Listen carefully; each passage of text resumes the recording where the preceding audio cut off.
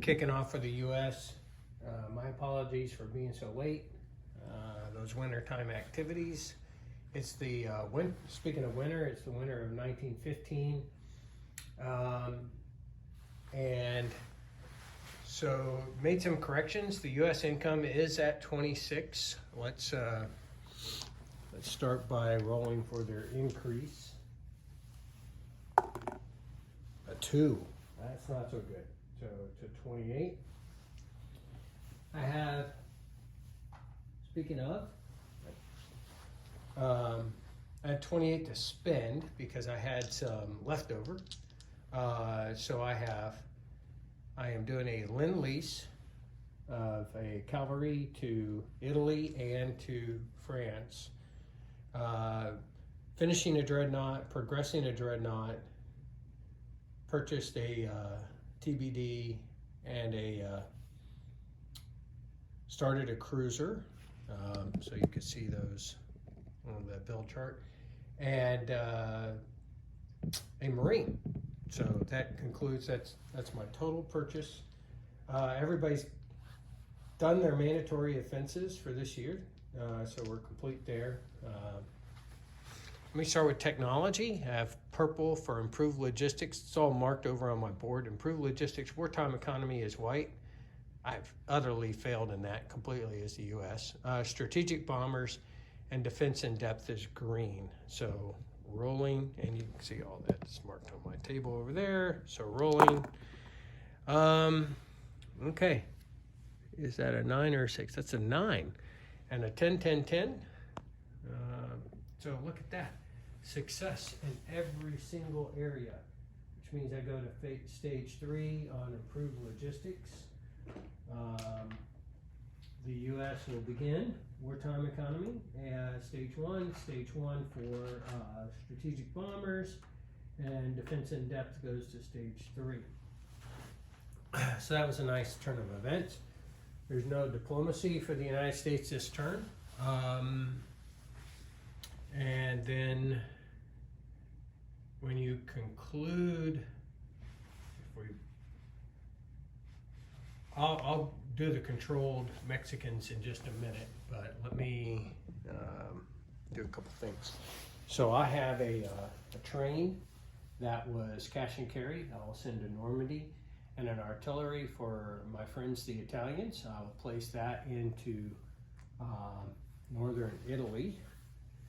And then I'm sending the cavalry that I did Lend-Lease to Normandy, and the cavalry for the Italians into northern Italy. The dreadnought, the TBD, and the Marine will all go into San Francisco. Not going to pan over there. That now puts a dreadnought, 2 transports, a TBD, into that sea zone off the coast of San Francisco, along with 4 Marines and there's a militia there. Not much to account for. That concludes the U.S. turn. For Mexico, I have 3 infantry and a cavalry attacking into western Mexico. It's winter time, so probably won't work out too well. And he has 1 defending. So cavalry is yellow, my infantry is brown, his infantry is black, and all very low numbers except for the defender. So the defender gets a hit and I get nothing. It's not turning out so well. He did take a territory from me, so I'm rolling. I will retreat 1 infantry into Mexico City,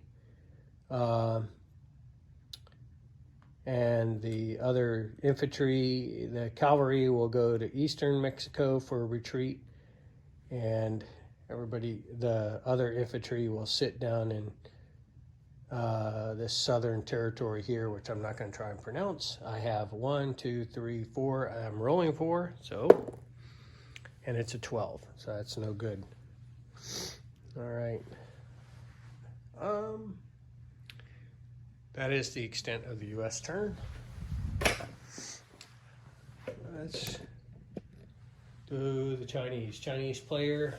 I'm not even going to talk about their purchases till I do the cards.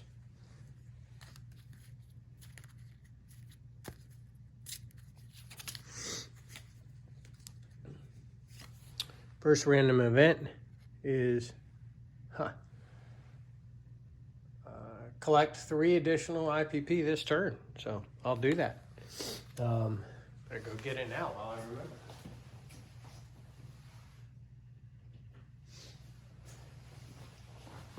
Set that off to the side, but that was nice. Next card is for Tibet. Gets a cavalry. So that's going to be an attack. I have an artillery and an infantry. He has a cavalry because I am holding the Tibet territory. So let's go ahead and resolve that. His cavalry is yellow. My infantry is brown. My artillery is red. It's in the mountains, so I feel bad for him. Misses all the way around. My artillery hit, so that is complete. And then the last card is 1 militia to any territory, and this is for the yellow Shanxi, which I can add that militia now.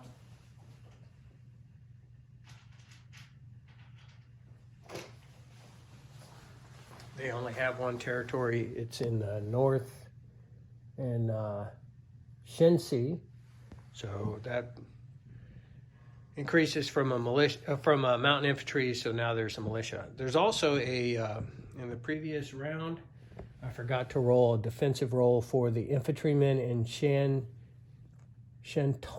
I believe it is. So I'm going to be rolling his defense from previous turn. That's a 6, so it's no good. And now I'm going to attack him. I have 2 cavalry. Yeah, I'm just going to put them out here in the ocean. I have an artillery coming from the city. 2 infantry coming from Nanking. 2 cavalry coming from Yunnan, and 1 infantry coming from I'm going to leave 1 in Sichuan, but I'm bringing 1 infantry. So that's 4 cavalry and artillery and 3 infantry against his 1 lone infantryman. So start with artillery, and it's a hit.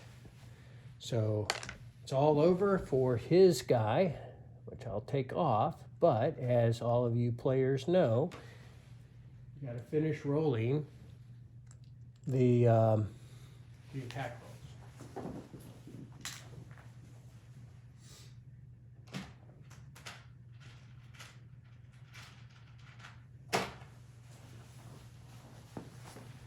So I'm going to take that territory, but let me finish rolling for the attackers themselves. So I have 3 infantry, and this is just to see if anybody retreats. So 3 infantry, and I get a retreat. So that retreat's going to move back to Nanking. The other 2 will go into the city or into the territory.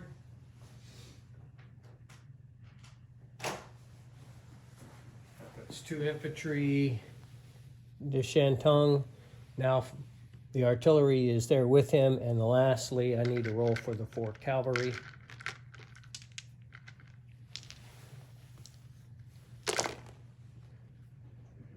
One retreat. That retreat will pop back to Hunan, and that'll put 3 cavalry into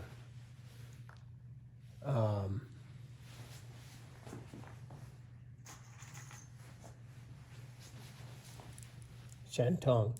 So total that made it in: 3 cavalry, 2 infantry, 1 artillery. 1 infantry retreated back to Nanking. There's an infantry and a cavalry in Hunan. And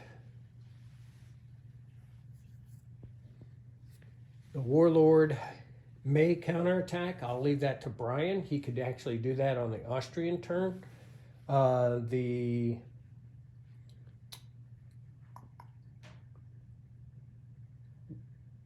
nationalists can roll a d12 to see. I'm going to attempt to align Shenxi.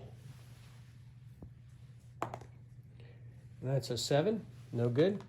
And then I can roll recruitment for 1, 2, 3, 4, 5, 6, 7 territories. And I get a 6. That is a success. So I'm going to place an infantryman into Nanking. My ships are out of port. Just want to make sure I state that publicly. I'm going to place the cavalry I just purchased into Yunnan. I am non-combating the artillery out of Tibet into Yunnan. So Yunnan ends up with a cavalry and an artillery. Hopefully that's clear.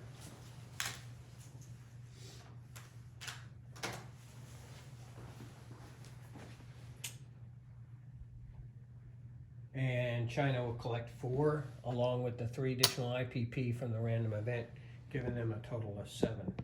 So, before I continue, as we get into spring of 1916,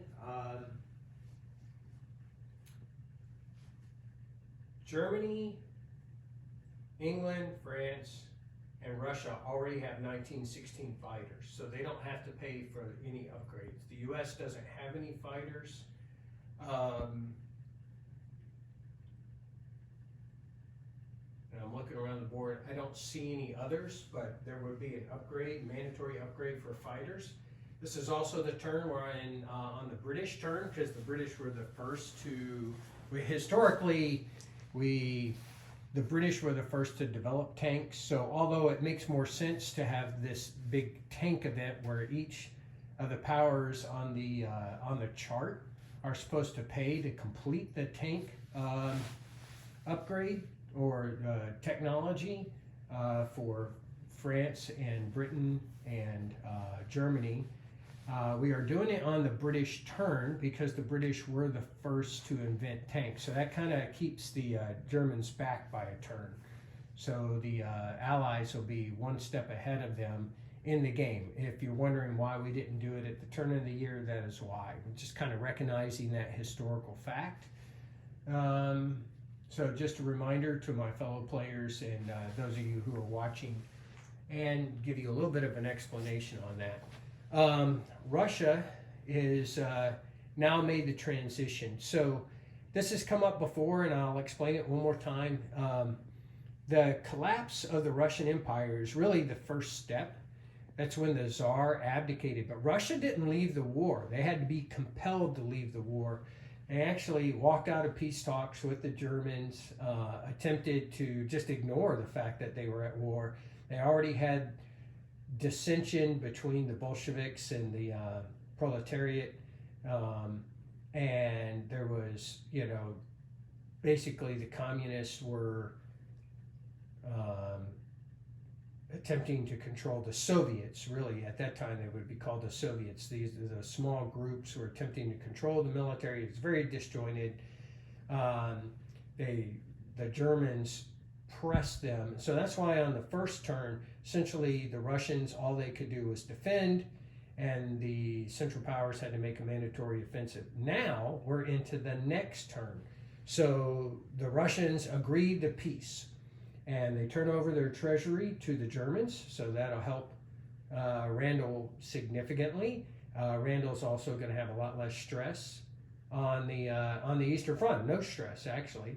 So now the Soviets and the whites are in this revolution, and I've got the whites set up. Next thing that'll happen is my partner Russia will set up the Soviets, and he's got a lot of. So the Allies and the Central Powers will support the whites in their own way, and that's why it was so disjointed. In a lot of ways, they had more backing than the Reds, the Soviets, but they were far more disjointed. So let's get on to the random events first, see if that has any impact on this next round. So in the West,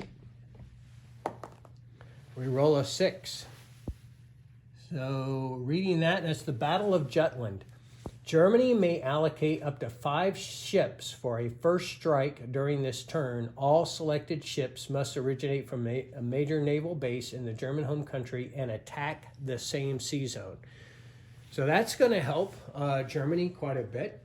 It's basically it does say may, so he doesn't have to do it, but it's the Battle of Jutland, and it gives Germany first strike capability for their fleet. So we'll see what he does with that. The British outnumber him, and they've laid a mine in that sea zone where the British fleet is sitting. So,